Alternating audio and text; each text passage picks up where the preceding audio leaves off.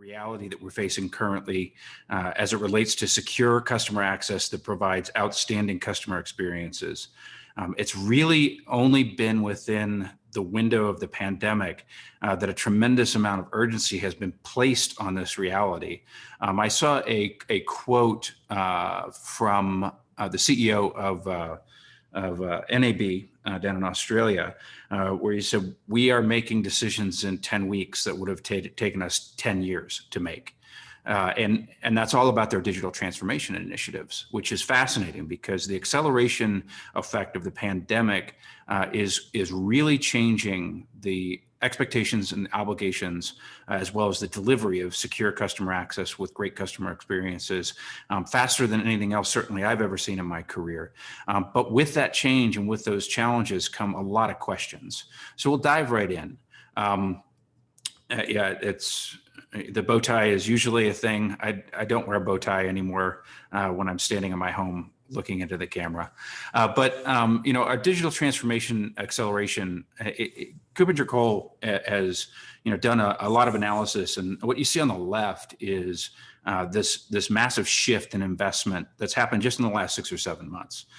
This massive shift in investment is 25% of the initiatives associated with digital transformation are newly introduced. That's pretty enormous when we talk about a shift of budgetary allocations, budgets that were already in flight and locked for 2020 that are now being re-administered or repurposed to focus on the digital transformation space. And we're seeing a lot of the stuff that's in the not in plan category around digital transformations just simply being pushed down the stack.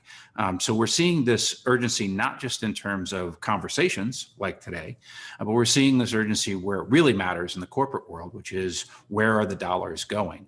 And as we're seeing dollars being forced into this transformation effort, we're seeing growing pains as well being accelerated, more growing pains in 10 weeks than we would have in 10 years around these digital transformation initiatives. So let's talk a little bit about what that means in relation to not just the pandemic. I think the challenge that we have right now is, like with all catastrophic events, we are still focused on this event as being the new baseline, the new bar, the new experience, right? The reality is that these types of significant shifts within an economy, particularly the digital economy, happen more frequently than we'd like to imagine. I've tried to encourage folks, if you haven't done so in a number of years, to go back and read The Black Swan.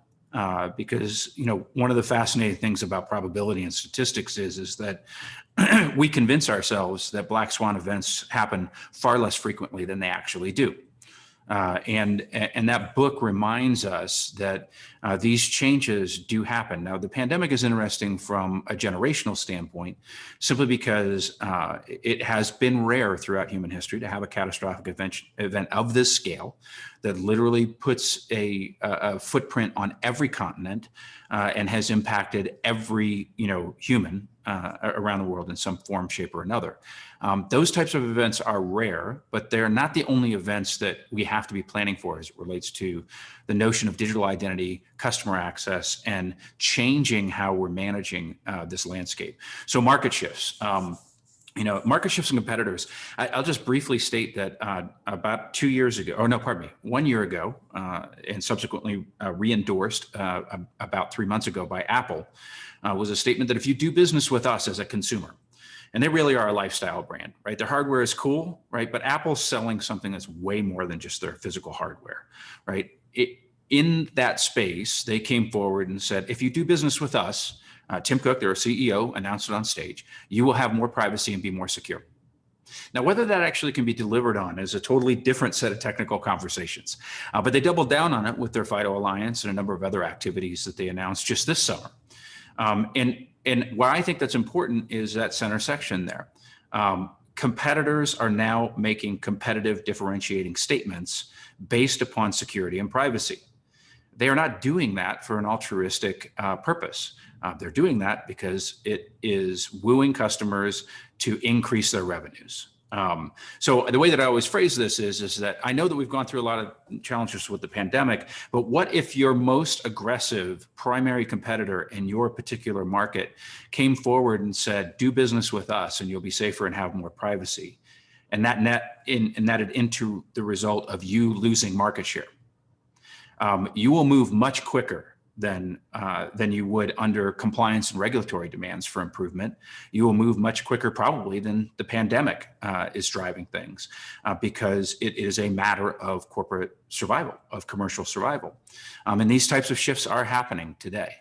Disruptive technology, actually, if you've had an opportunity to hear me speak or seen any of the media things that I've done recently, actually a great example of this is Robinhood. Robinhood is going through some challenges right now from a security standpoint, but there is no doubt that the introduction of a common platform that is available to a novice investor, there's no doubt that it's changed the space of customer interaction for brokerage houses and trading firms, particularly in the United States.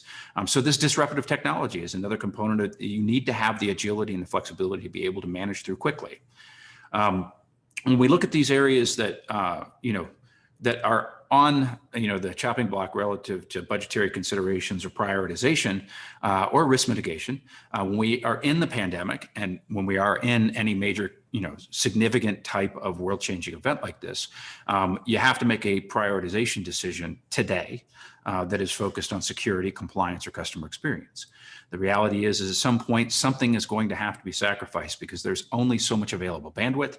There are only so many available dollars within a corporate budget. But one of the things that's really interesting is that there is a steel thread, through these components. And while they are managed across multiple different technology solutions and multiple different security and risk domains, security itself, vulnerability asset management, endpoint and network security, customer experience is heavily oriented towards the marketing side of the equation.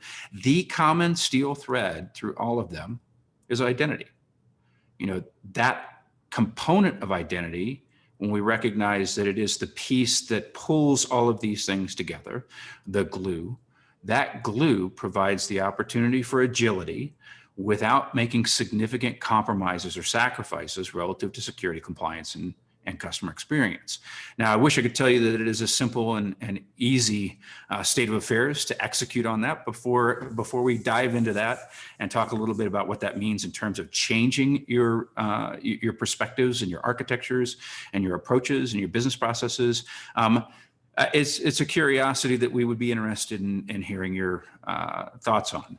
In your enterprise, how often does your GRC organization, your IT, whether that be development, engineering, architecture, networking, and your lines of business collaborate on joint initiatives relative to identity? How frequent is that for you? I can make mine go away real quick. Sorry about that. Well, maybe I can't. There we go. So while you're answering the surveys, oh, wow, look at the numbers already coming in. While you're answering the surveys, I'll jump back into, how do you use identity to secure these digital transformations? Like I said, it's really easy to do a Venn diagram and put identity and agility in the middle. The test really comes in the execution and the implementation. So one of the things that I spend most of my time talking about, and it's been because of Zoom, I'm no longer in an airplane. Last year, I flew 250,000 miles around the world, 5 continents. I lost track of the number of points that I had in hotels and airlines. This year, I stopped traveling on April the 7th.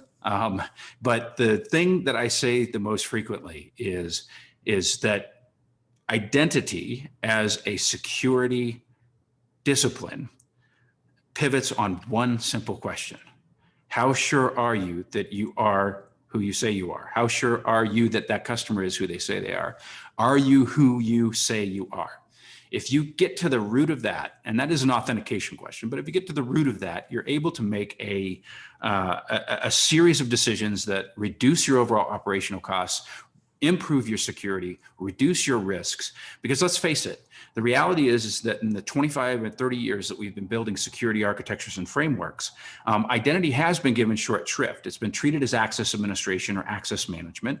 I remember when I took my first identity role, the corporate CIO looked at me and said, "You've got the easiest job ever. How hard is it to give people access to stuff?" Well, we know it's actually very easy to give people access to stuff because that's created most of our problems. So we've given too much access. But the notion of identity security is one that is only really manifesting now in security architectures. We used to push that off on application developers and ask them to take on the responsibilities for access control matrices and all those types of things. And when we look at what the net outcome has been, it has been year over year increasing losses from fraud, from account takeover, from breaches, from exploits. The curve is going the wrong way. And I'm not saying this to be contentious, saying that everything that we've done in the past relative to security is wrong. I am saying you have to look at the trend, you have to look at the math, and you have to say the hockey stick is going in the wrong direction, and we need to do something different. And if we could confirm, let's just say for the sake of argument, bring back an old term, continuous total quality management, Six Sigma, however you want to quote it. If we could have a 99.x% surety that every individual human actors inside of our networks, inside of our applications were who they say they were, how much of additional security spend, overhead, friction could we eliminate? That thought exercise is helpful because the answer to that is a whole lot. Quite a bit. So when we think about the who are you, we think about the key fundamental aspects of access that are not really commonly talked about in the customer space. We talk about them frequently in the workforce space, but when we look at the customer experience, we rarely ask these three questions. The first is, are you who you say you are? And we can do that through a number of different means and methods. The second is do you have what you're supposed to have? And the third is, are you doing what you're supposed to be doing? Those three A's of identity are authorization, authentication, and approval. In the past, since we've set up our customer identity stores mainly as very generic constructs, in many cases, companies still are using Microsoft as an example, putting an Active Directory on the opposite side of the DMZ, and that becomes the control point for customer access. The ability to authenticate is sub-optimized in that model. The ability to authorize access and do in-session changes relative to what you can and cannot have access to is fundamentally impossible in that construct. And the ability to approve is binary. You are either in as a customer or not in as a customer. It is a yes or no equation. And since it is a binary operation, I love what our CEO and founder says. If I then approve and authenticate and authorize you, and you're not the person that you say you are, all bad things come from that particular execution. So every one of those can be executed with surety. I've authenticated you, I've authorized you, I've approved you, but it's not you. And now I've introduced a bad actor into my network. Further enforcing the fact that are you who you say you are is a simple core of all things that we do in identity. So when we look at this, I'm going to quickly go through the remainder of the discussion here and get to the next survey question. But if you look at the availability of authentication factors and capabilities from a technology standpoint, we have more than we've ever had before. Unfortunately, we also have a number that have already been proven to be suboptimal. When we look at things like voice OTP and email one-time passwords, we know that they have weaknesses, but we know that they're still heavily propagated in the customer experience. What we find is that the diversity, the buffet of available multi-factor authentication capabilities has created substantial breakpoints in the workflow that you may have in servicing your customer. I actually like this when a service rep with a headset on because you may have experienced this, but the reality is today is because I do not have a federated digital identity for my customer. And I just experienced this morning when I called a customer service rep and had to give them the same information that I had typed into the phone handset for their IVR to authenticate myself as a customer and then my answer, couldn't come from the automated system. And then I was transferred to a live rep, and guess what happened?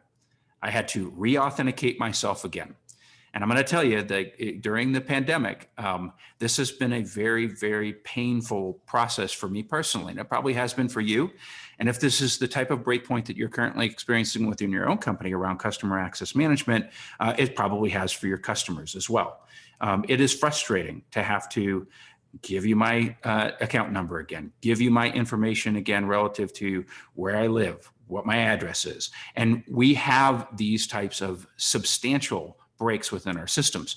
Now, we could say that this type of thing could be a point of improvement from, say, like an NPS score, a customer success metric that the marketing people would be really interested in. We could just say, like, that could be the best outcome by creating a more efficient and smooth flow by having an actual authenticated caller move directly in, right? But the reality is that there's a tremendous amount of inefficiency in what I just described. And in that inefficiency, there is cost. And if there is cost in that inefficiency, that means if you become efficient, you can save money. And I do think, coming from my background in large enterprises, companies like JP Morgan Chase, the ability to be able to not only reduce risk, but reduce cost is the utopian state that we're all driving for. So when we look at this, you can also execute a digital identity strategy to take care of authentication and authorization of high risk or high value transactions.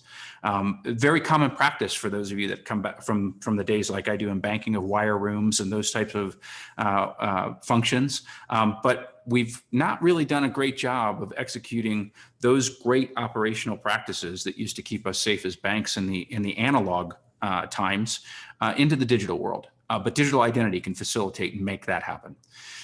So let's talk just briefly about the application space. I will tell you that, and I've shared this example and metaphor a number of different times. When I was at JP Morgan Chase, one of my very first jobs that almost killed me was to RBAC 38,000 Microsoft Windows servers. And we did so successfully, and it was tough. It was 18 months and it was millions of dollars, and we were extremely successful with it. Not because of my work, but because of the work of a massive team that I had the opportunity to lead. And in the course of leading this massive team, one of my corporate CIOs said, "Hey, look, this is great. Let's do it for applications." So when we look at this OWASP list that we kind of push towards application developers, we say, this is everything that you need to do for identity. And I will tell you that my experience was a lot of shut doors from directors who told me that I will not spend money to fix my identity issues within my application because it is not a new feature, it is not a new functionality, it does not generate any additional revenue, and it does not help my customers. And unfortunately, I failed miserably at the idea of ABAC for applications, but that's because my thinking was wrong on this. The reality is we shouldn't be driving identity security knowledge into the application developer workforce. Application developers' fundamental purpose is to resolve business problems with technology. Let them do their jobs. Create a possibility where identity is a service. It is managed from a core set of functionalities, and it is delivered to applications at the time of transaction. Nobody has to hold on to this identity data anymore. We are able to do this as an edge delivery, and we are able to do it in a way that improves customer experience as well as reduce risks and improves security. So, how identity ensures compliant digital transformations, and I have about 4 or 5-ish minutes to go, so I might push a little faster. You have the ability for a user's fintech app now, as we look in places that are exposed to PSD2 or GDPR. The third-party fintech app has an absolute risk profile that requires us to make sure that authentication is executed well. We can do these data requests and return data as a consented format back to that third party and not have to deliver them full records. And use that consent enforcement to make sure that we are taking our primary role in meeting compliance obligations and not depending upon fintech apps that have very clearly struggled to meet these types of compliance obligations as a third party. I know I had mentioned Robinhood, but obviously not the only ones. Plaid, Venmo. There's just a landscape of tech companies that just simply do not really appreciate the complexities and the realities of transformation, digital transformation, of what it means for meeting compliance. So without centralized authorization, you have a landscape that is extremely complicated, unnecessarily complicated. With centralized authorization, you don't just get the security goodies that we talked about, but you get the ability to have an impact on the user experience and reduce risk through the application of policy, as well as in-session API monitoring and a number of other capabilities. So when you have an extraordinary security framework, if you put identity in the middle, you end up with an extraordinary customer experience, right? So you get a sign-on event that actually isn't a one-time moment transaction, but it becomes the beginning of a life cycle for that customer, and that information on that registration also becomes a key touchstone for the ability to continuously authenticate that person and improve security. It allows you to deliver, authorization as well as authentication experiences that are unique to the customer, which is extremely important. I think if you look at the delivery methods for MFA, just remember, as we asked this survey question, how many methods of MFA do you offer to your customers today? Just remember, before the pandemic, we all, especially in banking, used to say that if you're over about 70 years old, you have no interest in using digital channels. You don't have a smartphone. You're really not interested in doing those kinds of cool technology things, because that's not within your age group. The pandemic has very clearly destroyed that entire assumption. We know the hockey stick curve of hundreds of percents of usage changes by those aged demographics, as well as other company or other organizations that have relied on a business model that suggests that there are large percentages of their population that don't use digital means. So we have the ability to do all of these different captures relative to information that has use, not just from an authentication, authorization, approval standpoint, but as you can see, it adds information to a customer's digital identity that then can be leveraged within the boundaries of law and compliance. It can be then leveraged by other parts of your organization to really improve and increase the satisfaction and experience that a customer has. So just remember, you have the ability to use identity to create agility. I'll leave off with, financial services organizations. We all know how important that agility is. And if the pandemic has taught us anything, the agility that we need right now is pressing and urgent. In a way that we've never experienced before. Creating a centralized control model for identity gives you maximum flexibility, and it ensures a consistent consumer experience. And it finally abstracts the complexities of security and compliance away from the teams that are trying to solve business problems with technology. And it allows you to be able to manage that control surface and those risks proactively, and not depend upon those capabilities being embedded within a business application that you may not be able to see into or manage and control. So thank you very much for your time. Richard, I'll turn things back over to you.